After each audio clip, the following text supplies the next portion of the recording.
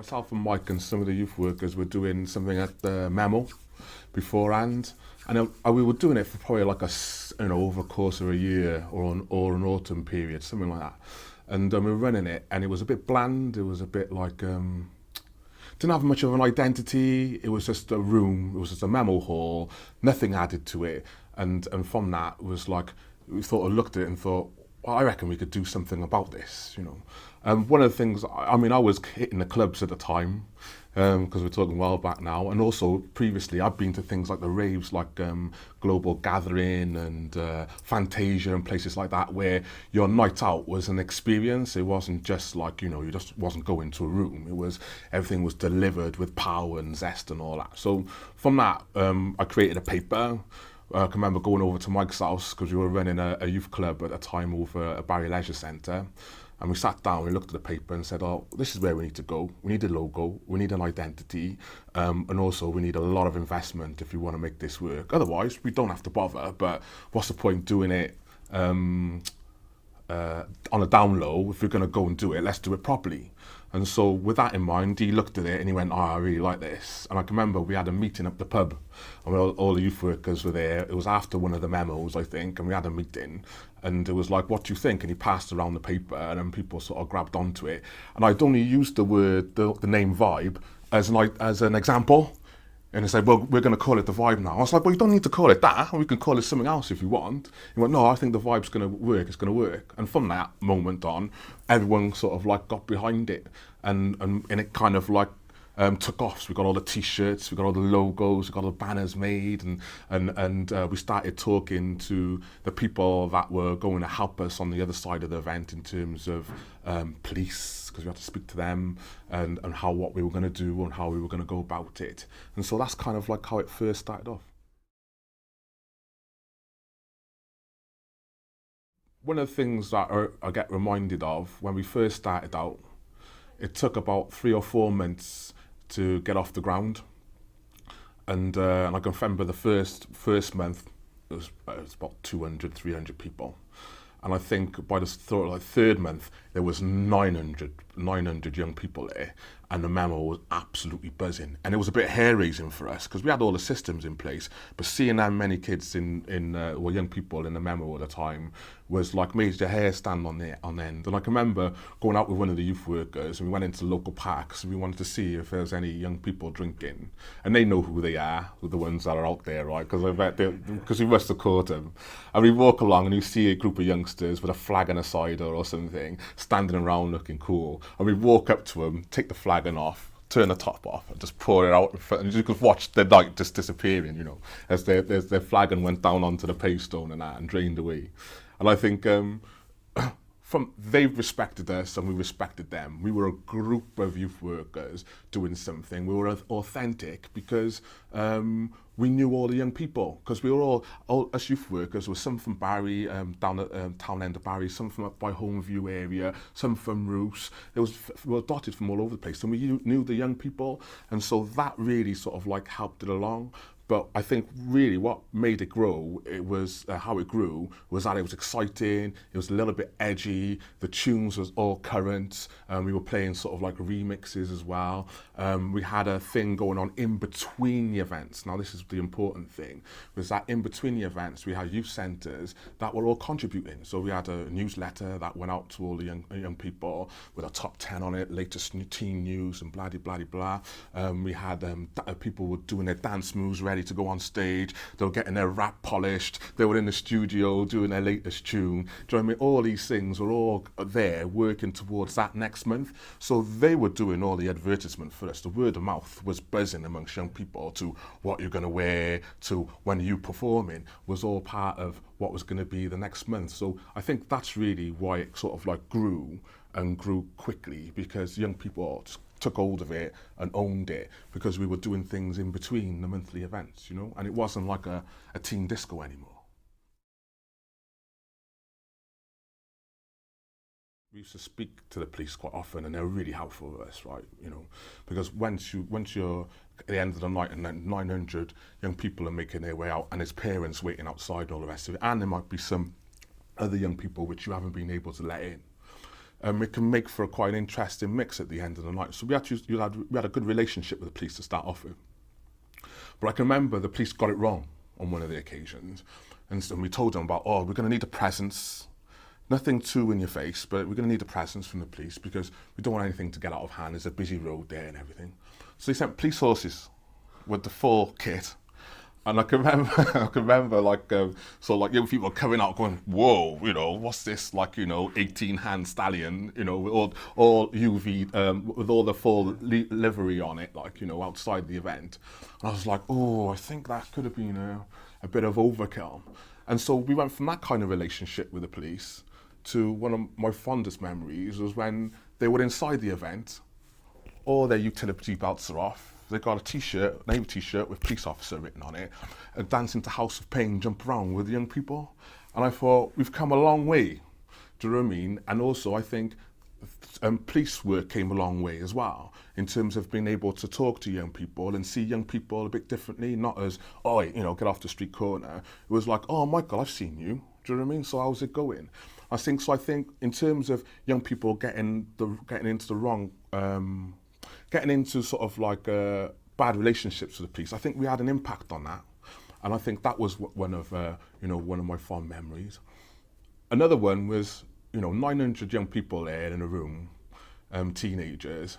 I can remember when we used to have guests. I can remember we had a radio station, Galaxy 101. I can remember their presenters came, and they looked visibly sick, in the green room, because at the prospect. I mean, these guys are on the radio every weekend, but the prospect of going out and doing a live show in front of these 900 young people made the colour just drain out of these two presenters. And I can remember saying, can I get a vodka? I said, we don't serve alcohol. This is a teenage event. You won't find any alcohol here. Oh, really? And they just looked as if, oh my God, here we go. And I can remember thinking, wow, they're really kind of nervous. We got something sort of going here. And I think that was something which hit my mind, was that it had such a buzz and a vibe that even those used to doing it were like, whoa, intimidated by it,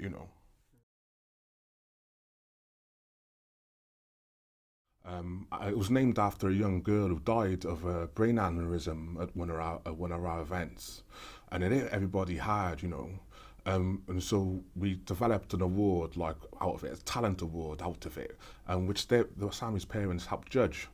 And it was all about young people getting up there, giving it a go, and then being judged and going through to a talent competition, and it went through, and the winner was announced at Christmas. But I can remember that, and I thought that was always it was something bad had happened, but something really good blossomed out of it. And we ran it for quite a number of years, and we thought it was really something positive to come out with something that was not so positive,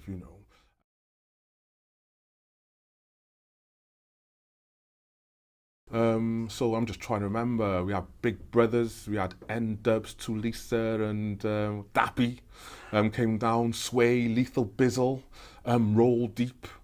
So they were all the new grime, artists that were taking off at the time. I mean, our focus was not so much rock. Our focus was more R&B and grime and UK street scene, that kind of stuff. And so, we had these acts come down, and again, these acts that came down were all used to performing within the M25, so they were like, Barry, where's that? Well, we always used to tell them, just outside Cardiff, just on the edge of Cardiff, just so we can get the booking. And I can remember, coming down, and I used to deal with the stage bit, so they would arrive, we'd try and do a sound check with them. And then after that, we're getting ready for their performance. But I can remember one band, I can't name them because they're still performing now. It was a packed house, and they arrived late. They hadn't done the sound check because they arrived late, and these people carriers, and they opened the door, and all this sort of big smoke, load of smoke come out of the door, and I was thinking, oh, this is going to be one of those nights now, And then we're dealing with the band as they're coming out and outside the memo and sorting them out and telling them where the green room is. And then another van pulls up, and again these sliding doors come outside, and a big film crew comes up. Boom, switches on the lights. There's a big glare outside and that. So, well, what's these guys doing? Said, oh, we're Channel 4 film crew. We come to film one of the band members. He's in rehab and we want to be able to film him and at your event, performing. I said, not in here, I said, we haven't had any agreement for you to be here. Oh, well, we're coming in. We're agreed. It's Channel 4. I got the number. I said, doesn't matter. I said, you haven't had prior agreement, so we can't let you film in here. And the band member who they were filming turns around and said, we're not performing then. I was like, right, okay, we've got a bit of a problem here. So went back inside, and me and Mike were having a chat and saying, look, we just can't have these film people coming in filming young people. These young people haven't agreed to be filmed, not in this Channel 4 thing. I said, we can't have it. And now they're saying they won't perform. And so on their rider, you have the rider is like what bands want, and from anything from Jelly Babies to whatever. On their rider, they wanted KFC, this band. So we went out and got them, while we were figuring out what was going on, we went and got them 8 buckets of KFC. And by the time they tucked into that, the band member had isolated himself, and all the rest of them wanted to come on because they were all promised the cash at the end of it. And so then in the end, they ended up performing, and then they only filmed in the back green room, and that was that. But I can remember thinking, oh, this is not going to go well. We've got 900 young people here, all wanting to see this band, and this band don't want to perform because they want to be filmed on stage. So that was quite an air-raising moment in terms of stuff. But yeah, it was just great times.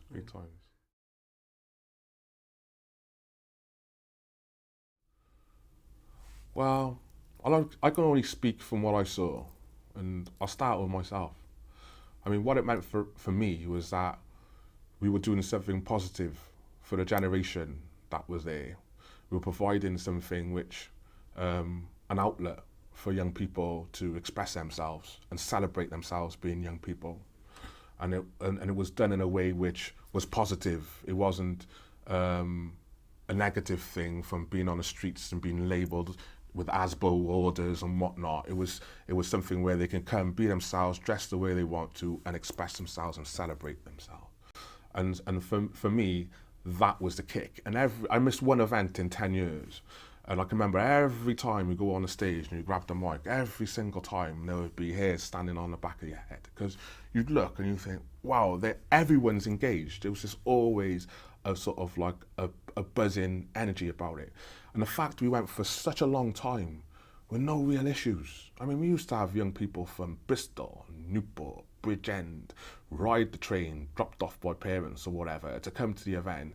We had people from all walks of life, diversity, abilities, they were all there in one room, under one roof, never any trouble. And the reason for that is that they had something that they wanted to protect it, and everyone had a stake. No one wanted to get chucked out, no one wanted to get banned. So at the end of the day, it was like it was working for everyone. So when I spin the wheel and see sort of like from a young person's perspective, it was a bit of light for them at the end of the month. You know what I mean? It was a place where they could pick their outfit and practice their tune and actually go there and show that off. And I think that whole emphasis of it being around music was a great equalizer for people, because everyone could get involved, everyone could talk about that event and get on the buzz. I mean, we sort of always try to think about when young people were there, could we have a message? So, we had messages coming out like in Halloween about, stay safe, and also Guy Fawkes, like stay safe, be careful, do you know what I mean? And also we had World AIDS Day, that was a branded event. We had International Women's Day, that was a branded event. And so we would go and search out funding, and so we would make the event all about those initiatives, and we would bring the world into that little event. So when people are partying, they're finding out about AIDS or substance misuse or International Women's Day. That was something that was all party to it, and it made it accessible. So instead of doing it in a talk and chalk style, it was done when young people were celebrating. So I think for young people, there was a richness sort of going on. In terms of the authorities, I think for them, I know for a fact, I mean, it was said that these events had direct impact on the crime levels in Barry, in the Vale of Glamorgan. Direct. And the fact that we were doing these events every month, it meant that young people were not just taking the positive choices on the event night, but in between the event nights on the Fridays and Saturdays, which can be problematic, they're making positive choices as well. They do want to get grounded. I mean, they do want to get grounded for that one Friday when everyone's going to be there except you, because you went and did something the weekend before.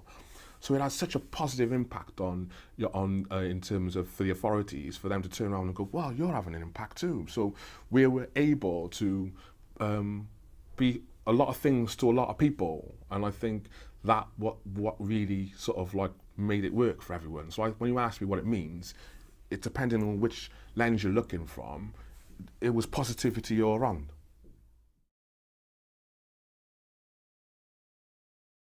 Yeah, it was sad, but you know what?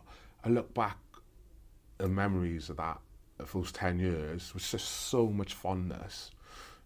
What we all achieved as a collective. No one person can go and take the accolade for it. It was a collective of people, including the young people, that made it and made it happen and made it last for so long. And when I look back at that time, I look back on it with a lot of fond memories of those 10 years. And perhaps, you know, when it ended, we didn't try and flog it too much, flog a dead horse too much. It was like, well, it's natural that things pass on. We've had a great run. You know, 10 years is a long time. And with that, it was just like we just bowed out gracefully, you know, and went to pursue other interests. The thing about this is what I think about that. If the vibe was to come back in some way, the first thing you've got to start with is got to ask the young people what they want. You've got to go on the streets, you've got to go in the schools and ask them what do they want. They'll tell you. And you can create a service from that. The wrong idea is to look at it from a business point of view and to think, oh, is there a gap? Could I fill that gap? The vibe was never that.